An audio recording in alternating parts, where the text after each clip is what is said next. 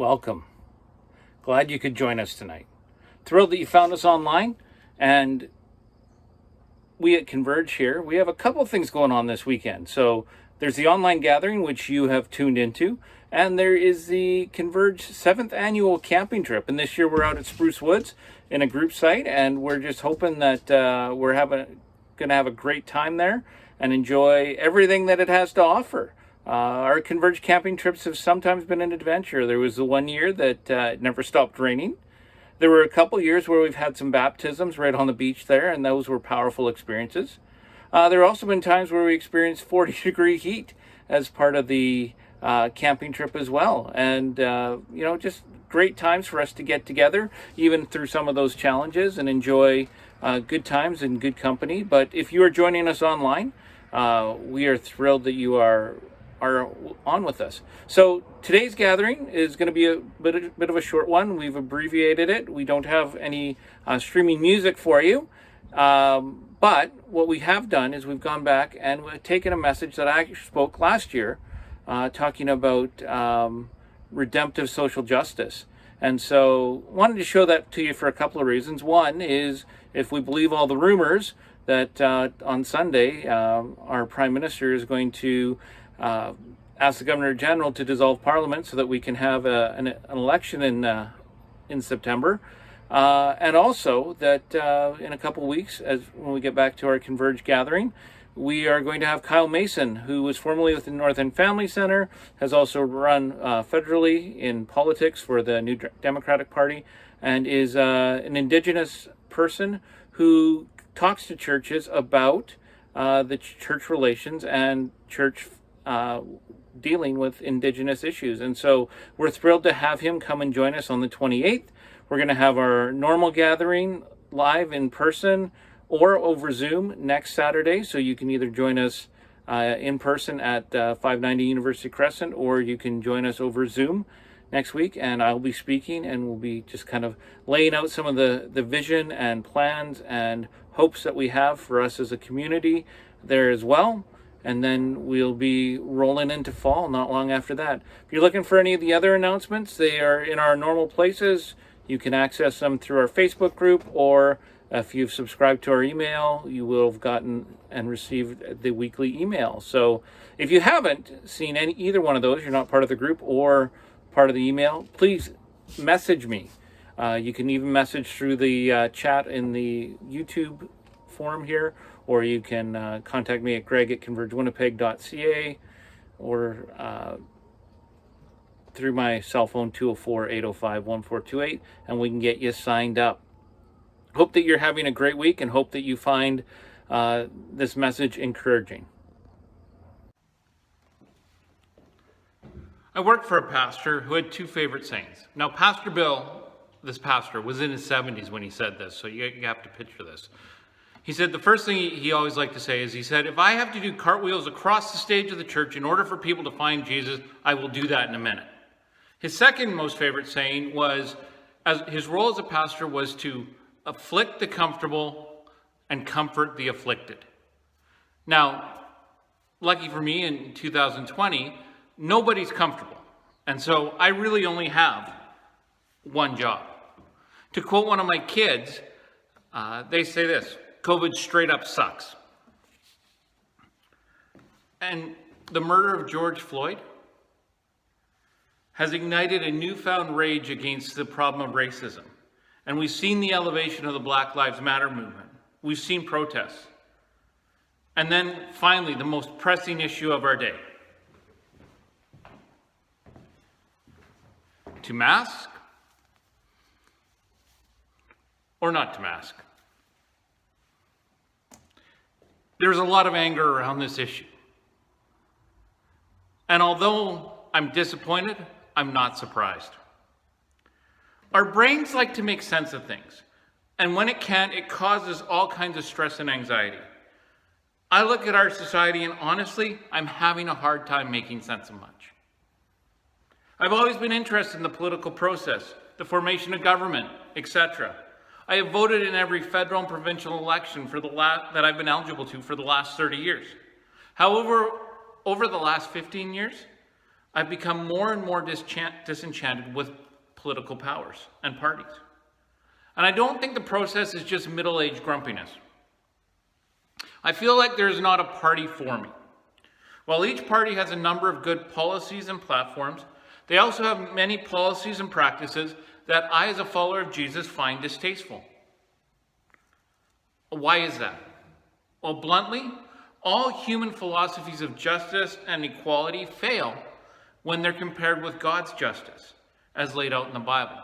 And so tonight, I want to take an article that I'm going to summarize from, and the article is A Biblical Critique of Secular Justice and Critical Theory, which I have linked to our Facebook group, and which I have included in our MailChimp, and we're also going to put that up in the website section, in our blog section. Every part of our society is clamoring for justice, but the question that needs to be found is, what justice? Or what constitutes justice? Even our churches, there's a conflict on what is justice. From a disconnect from the traditional evangelicalism to the adoption of secular justice practices by millennials and Generation Z. The culture war in our society has also crept into our faith. And it doesn't have to be this way. My call to you today is for unity under the banner of Jesus. In order to define what justice is, it's extremely important for us to understand restorative biblical justice.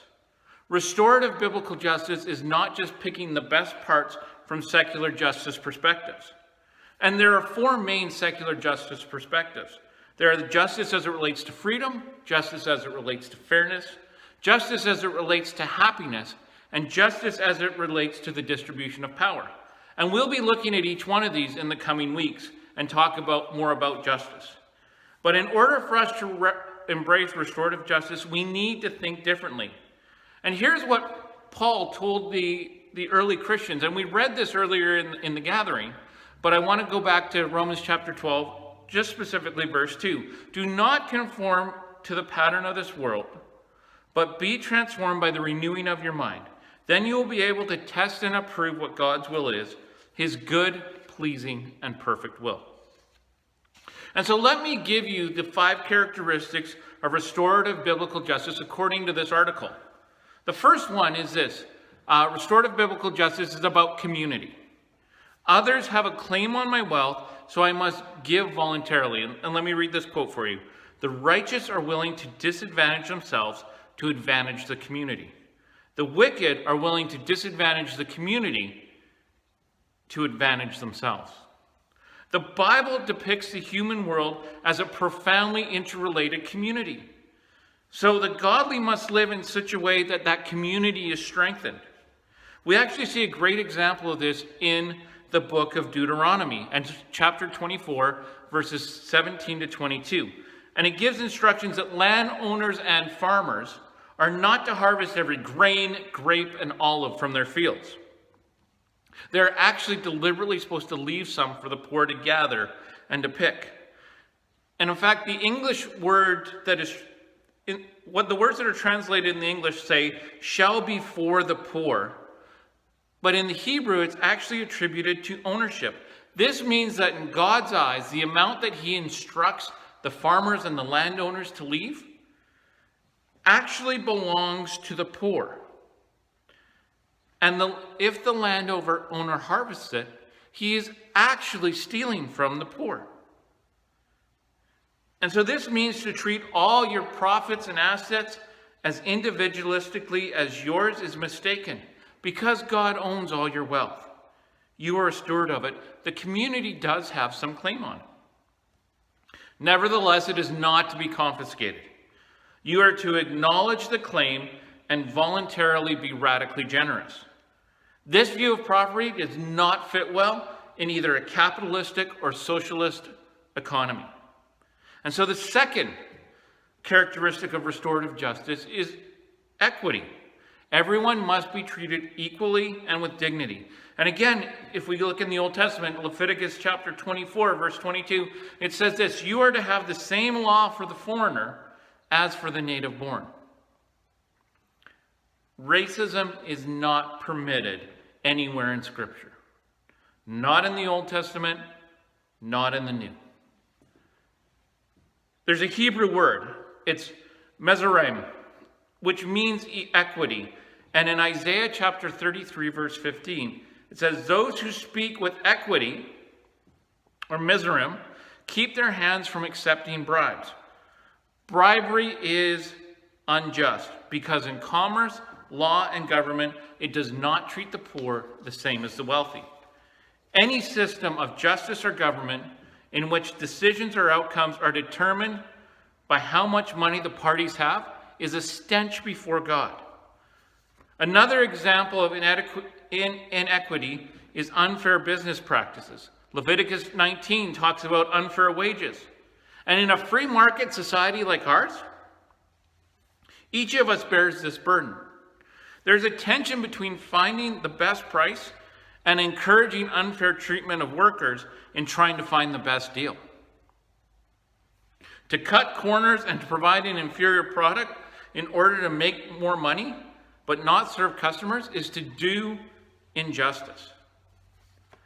The third characteristic of restorative justice is corporate responsibility. I am sometimes responsible for and involved in other people's sins. Sometimes God holds families, groups, and nations corporately responsible for the sins of the individuals. Daniel, in the book of Daniel, repents for the sins committed by his ancestors, even though there's no evidence that he personally participated in them. How does this apply to us? Well, if you're a Canadian of European descent, you probably have benefited from hundreds of years of injustice against Indigenous people groups. Now, did you intentionally break the treaties or write dishonest treaties? No. Did you participate in the residential schools? No. But because we have shared in the benefits, we need to repent and help fix the problem. So I got together with a friend of mine, Kyle Mason. He's a Christian. He was a pastor. He ran federally for the NDP in Winnipeg's North End in the last election. He's a person of Métis background and heritage, and his father was actually in a residential school. Kyle is thoughtful and Kyle's opinionated, which is exactly what I was looking for. And I asked him, in light of the focus on racism, what should I tell my church community?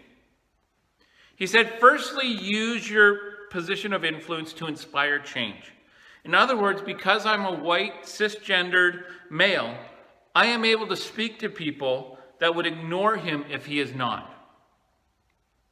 Secondly, educate yourself on the history and the news from an Indigenous filter, as well as your other sources.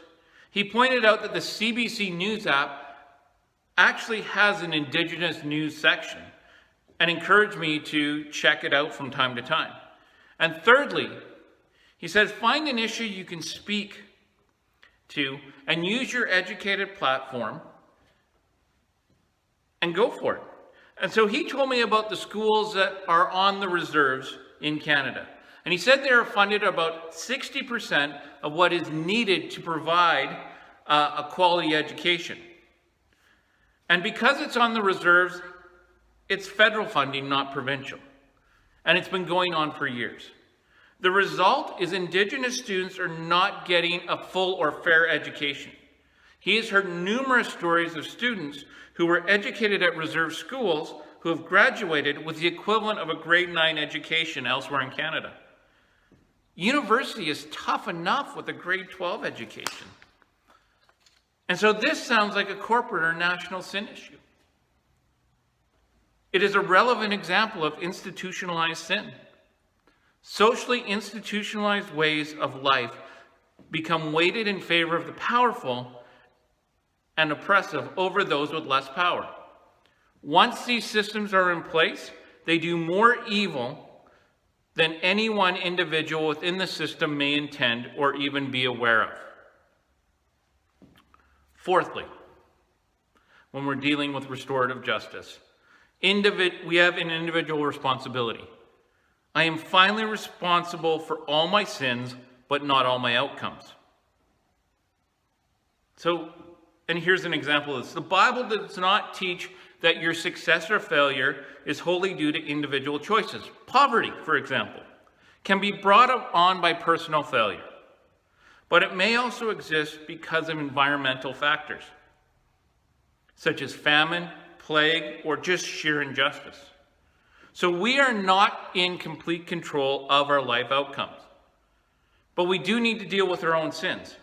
And so despite the reality of corporate responsibility and evil, the Bible insists that ultimately our salvation lies with what we do as individuals. Deuteronomy 24:16 says that in ordinary human law, we must be held responsible and punished for our own sins and not those of our parents. We are indeed a product of our communities, but not wholly. We can resist their patterns. The reality is that corporate sin does not swallow up individual moral responsibility, nor does individual responsibility disprove the reality of corporate evil. It's a both and. And finally, restorative justice practices advocacy.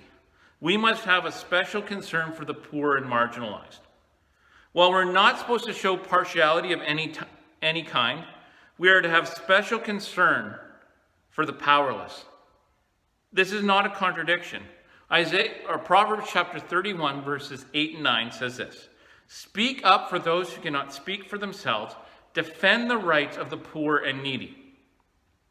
The Bible doesn't say speak up for the rich and powerful, not because they are less important as persons before God, but because they don't need you to do this. And so this is why you can and should be able to say, Black Lives Matter. The playing field is not level, and if we don't advocate for the poor, there will not be equality. In this aspect of justice, we are seeking to give more social, financial, and cultural capital to those with less. Jeremiah 22:3 says this: "Protect the person who is being cheated from the one who is mistreating foreigners, orphans, and widows." Jeremiah is signaling out for the protection of people who cannot protect themselves from the mistreatment the way others can. And so here's what I want you to know. Firstly, all the references on biblical justice that we use today are from the Old Testament. And this is important for us to embrace. The Old Testament is usually associated with wrath and punishment and God firing lightning bolts at people who are doing wrong and that you get what you deserve. However, an examination of what God required from his people in the nation of Israel was a culture of justice. And their sins as a nation and what they were held responsible for was as much about their inequity as it was about their pure living and idol worship issues. This allows for a congruence between the God of the Old Testament and the God of the New Testament, who we see as Jesus. We can say that no society is righteous if it is full of injustice. Secondly, biblical justice is a personal and corporate responsibility, and we must use our resources, our positions, and influence to make justice a reality. And going back to this quote, it sums up beautifully how it works. The righteous are willing to disadvantage themselves to advantage the community. The wicked are willing to disadvantage the community to advantage themselves. In order to achieve justice, it is going to cost us each something. And finally, we have all been influenced by secular justice models through our upbringing, through our education, and through the media. And while each one of these models would have platforms that would agree with biblical justice, not one of these is a model and a suitable model for what biblical justice is. They all have parts that take us away from what biblical justice is. And so you need to be aware, and you need to be able to ask yourself, what do I believe that is inconsistent with biblical justice? And more importantly, where do I have to extend grace to others who disagree with me?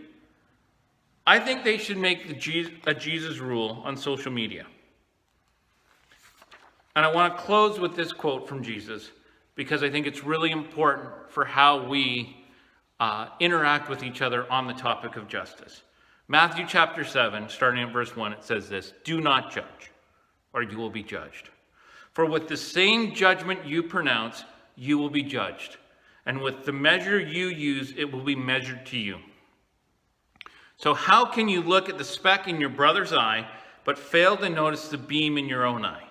How can you say to your brother, 'Let me take the speck out of your eye,' while there is a beam in your own eye? You hypocrite! First take the beam out of your own eye, and then you will see clearly to remove the speck from your brother's eye. Do not give to dogs what is holy. Do not throw your pearls before swine. If you do, they will trample them under your feet, and then turn and tear you to pieces." Thank you.